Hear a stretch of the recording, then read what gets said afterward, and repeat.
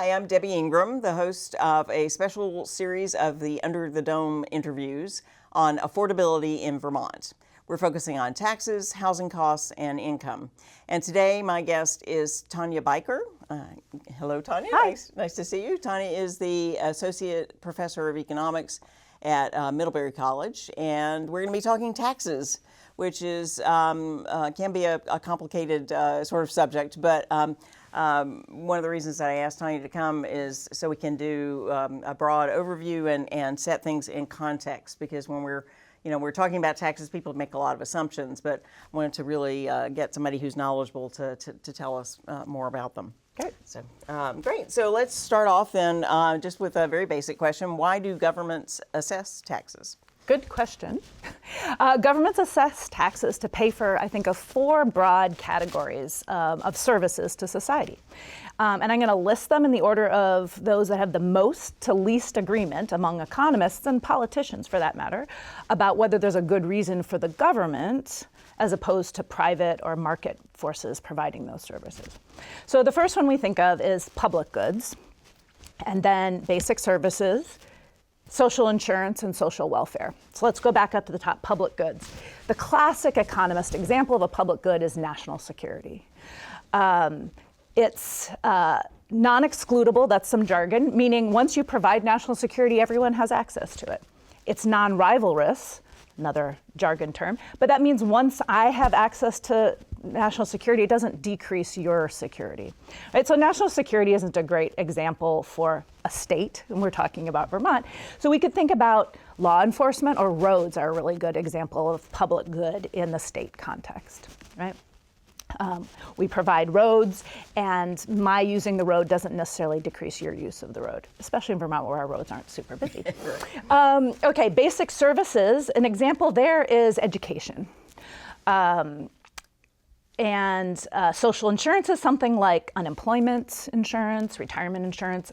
A big one that we've talked a lot about in Vermont is paid leave, paid family and medical leave.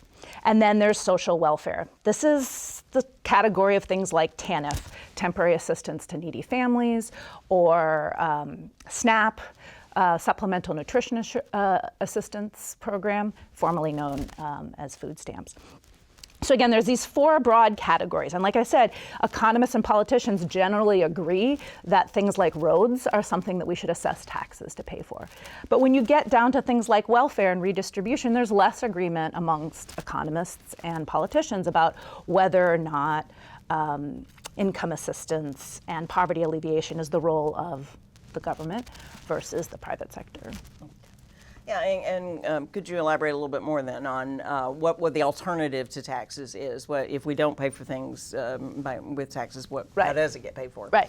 So with with something like roads, private provision is notoriously doesn't work, because if everyone can use the roads, you can't really exclude anyone. It's difficult to get people to pay for them, and you have what's aptly named in terms of roads the free rider problem. Right? So taxation in terms of public goods is a way to get everyone to contribute to a good and service that everyone benefits from. Now let's move to basic services, education. Right? This is a kind of thing that a good or services where access is based on your ability to pay. Okay? But we could decide that there's some base level of education that we think everyone should have access to, even a right. And even if someone's not willing to pay, is not able to pay, right? And so then we could say, as a society, we're going to assess taxes to pay for education for people even who might not be able to afford it. And in that case, we do have public and private provision of education. Some people do pay for their own education, but as a society, we decide to assess taxes to pay for public education because we think there's some basic level of education that everyone should have access to, whether or not they can afford to pay for it. Another thing that's really important about education, and another little bit of econ jargon, is education has what's called a positive externality, right? So even having an educated workforce helps the society as a whole. It's like having a productive workforce. So that might be a reason why we'd want to pay for it. Even if we didn't, for example, care about other people's kids getting education, we might care that it would make our economy more productive.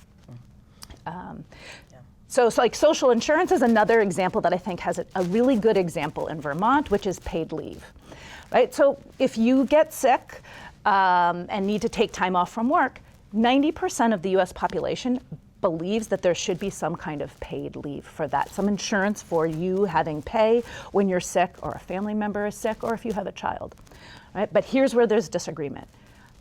Conservative, liberal folks think there's a big difference in how that should be provided. Free market folks would say, yeah, we should have that kind of insurance, but employers should provide it voluntarily or people should buy it themselves as opposed to it should be paid for by the government. And in Vermont, that's what we have right now. We do not have a paid leave mandate, and there's voluntary provision.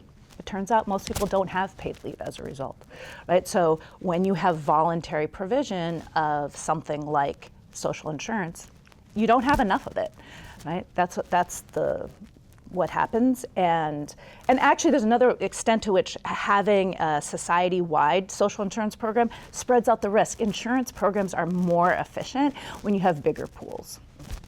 And then the last one is social welfare. This is income support and poverty alleviation. And what's an alternative to government provision? More poverty or relying on, private charities, as opposed to assessing taxes to pay for income supports. Now, there's a really interesting conversation amongst economists and policymakers around when we come to the issue of social welfare and income supports of redistribution, so assessing taxes to particularly higher income folks to provide income to lower income individuals. Or you could think of pre-distribution. What if we thought of increasing the minimum wage? Then there would be less need for income support. So you can think about if the goal is to make sure everyone has a living wage or has enough resources to buy the food that they need, et cetera, we could redistribute income through taxes, or we could ensure that people could earn enough through a higher minimum wage.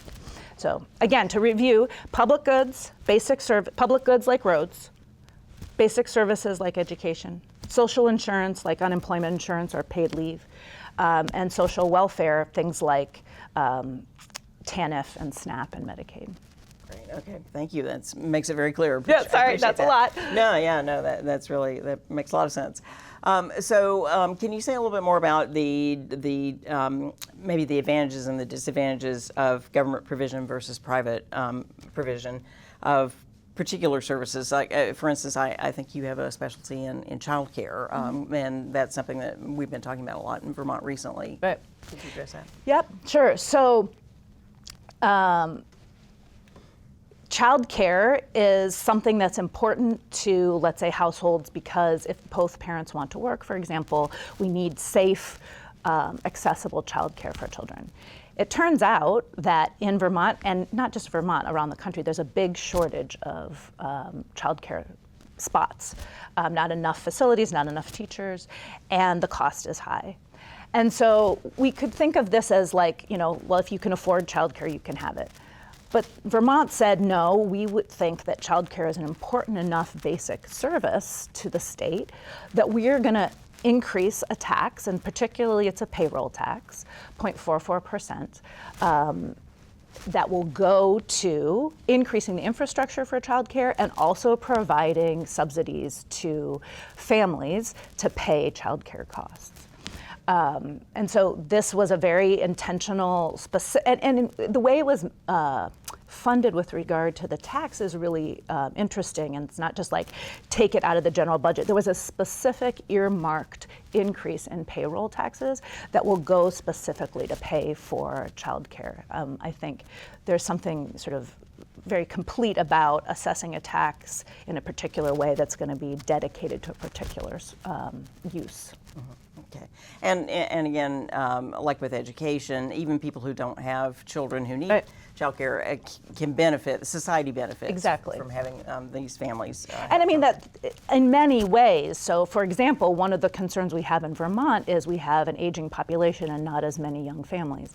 Having a state that has this kind of support for childcare could be a really important way to attract young families to Vermont. Yeah, that makes sense, definitely. So in terms of like fairness and equity in the process of taxation, that's something I know that legislators consider.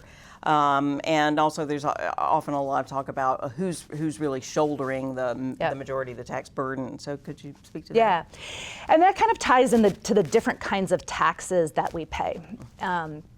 So we have three forms of taxes: taxes on things you earn, taxes on what you buy, and taxes on what you own. Okay, so earning taxes are like income and payroll taxes, and those are ones where, particularly when it comes to income taxes, we can have progressivity. Okay, so more econ jargon. A progressive tax is one that the higher income you are, the higher proportion of or higher tax rate you pay. And we think of a tax as regressive if it takes a higher proportion of your income if you're low income versus high income. Income taxes are ones that we can adjust the progressivity, and in particular, Vermont does a very good job of that, of higher tax rates for higher income folks. And low income folks in Vermont even have access to what's called the Earned Income Tax Credit, so that you can actually be getting a tax refund and not pay taxes if you're working Vermonter and have a low wage. Sales taxes are a way that we think of, for example, gas taxes in Vermont help pay for the roads. We think of sales taxes as being a little more regressive than income taxes have the potential to be, because lower income people spend more of their total income on the things that they purchase than high income folks. And then there's property taxes, which I know is a big one, and one that we've been talking a lot about in my community. It's interesting because property taxes are in some sense a narrow wealth tax. And I think we think of wealth taxes as a way to establish sort of more, less inequality in society. On the other hand, one of the things I think that's fraught about property taxes is, one, how they're linked to education funding. But also something that we've noticed a lot, especially in my community, is that you'll have people who've been living in a community for a long time, and maybe even generations, and don't really have any intention of selling their house. But the property values have increased dramatically, and so that their property taxes have gone up a lot, much more than their ability to pay those taxes. And that's where you can think about sort of inequality or ways in which fairness is being violated in some sense in those cases, that they have assessed property value and therefore property taxes that are much higher, but their ability to pay those taxes might not be keeping up with that. And so that's a place where I think fairness has come up a lot when we've been thinking about taxes in Vermont. Another important thing to think about fairness when it comes to taxes is, what are the proceeds of those taxes being paid for? Who's paying the taxes, but then who's benefiting from them? And that's another place in which your example of everyone's paying a contribution to childcare infrastructure and subsidies, but not everyone has children ever or at that point in their life. And so sort of thinking about those factors are what make taxation and how we think about it pretty complicated. Yeah. And with the Vermont property tax system, we do have income sensitivity. Yep. Does that help? I think that matters a lot, and I think that's one way to address that issue of people having a property that's that's not commensurate with their income. Another thing that is really interesting about fairness in taxation and also how we spend taxes is how property taxes are linked to education. Now, much less so in Vermont. Vermont is a leader in thinking about an equitable funding for education spending compared to the rest of the country, much of the rest of the country. So funding localities, the way that they tax, what they have access to is our property. And so localities, states, tax property. The concern is that to the extent that that's a wealth tax, if that's directly then funding education in that area, you have a vast inequality in education quality that's tied to wealth inequality. And Vermont tried to step back from that back in the 1990s and say, let's fund education at a more state level rather than at a local level, to sort of decouple local wealth from local quality of education. So that's, like I said, I think that's something that Vermont has tried to do well. It has wound up getting a little bit complicated, and I think people feel like they don't exactly understand so well what's happening with education funding, and that's why we're talking about it. Yeah, I think it came from a good intention. Yeah, yeah. 100%. Like I said, I really believe that Vermont was a leader in that area, and I think that we should think about what has worked with that attempt. And then finally, I'm asking all my guests for your definition of affordability. This is the word that we've been kicking around a lot. So how would you define it? So I'm going to define affordability as having the ability to fulfill basic needs with the resources you have available to you. So there's two parts of that equation: basic needs and resources. And I want to talk about it a little bit also with respect to taxation, because that's the broader topic we're talking about today. So basic needs, we can talk about that: safe housing, healthy food, health care.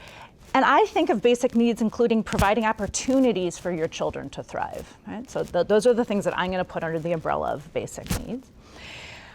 And then there's the issue of resources, and that's going to depend a lot on the context. So let's imagine a healthy single person in their 20s, right? Resources relates to the jobs that are available to them and the wages they can earn. That's going to determine their resources.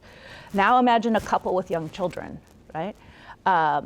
So jobs and wages matter, but now accessible, safe childcare is relevant to their ability to earn resources, right? Think about a divorced woman with elderly parents. She might be at risk of losing income because she's caring for a parent. Right? Think about retirees. So this idea of like what your resources are and what your basic needs are depends a lot on what Vermonter we're talking about, right? And so, you know, as it comes to taxes, let's think about, could taxes affect affordability in Vermont, right? That's what I've heard a lot from voters very recently, that taxes are high. And to be clear, Vermont has the third highest average state and local taxes in the country. But we need to think about, so that's going to reduce your after-tax resources and your ability to pay for the basic needs. But what are those taxes being used for? That's the other part of the equation, right? So Vermont might have the third highest taxes in the United States, but we're above average in provision of social welfare, of funding for education, of roads, for example. So I went to graduate school in Michigan. So when I was looking at this list, I was like, oh, Vermont is the third highest in terms of average state and local tax rate. Michigan is the fifth lowest. So we're kind of at the opposite end of the spectrum. And I was like, well, what about what's provided? So on average, Vermont spends about $1,100 per taxpayer per year on roads. Michigan, less than $500. And our roads are also subject to winter. And I will tell you, driving around the roads in Michigan, you have potholes that your car could fall into. So there's an extent to which what we pay taxes for comes back in the services that we receive. And you know, if we care about poverty alleviation, for example, having higher tax rate is helping us alleviate poverty and provide income support for low-income Vermonters. So your resources can relate to things like what you can earn and what jobs are available.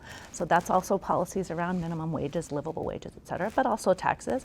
And then setting up as a group, as a state, what do we think are the basic needs that we think all Vermonters should have regardless of their ability to pay?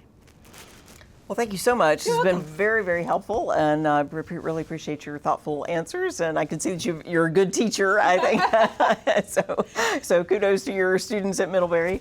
And thank you all for watching as we continue our series on affordability and our focus on taxes.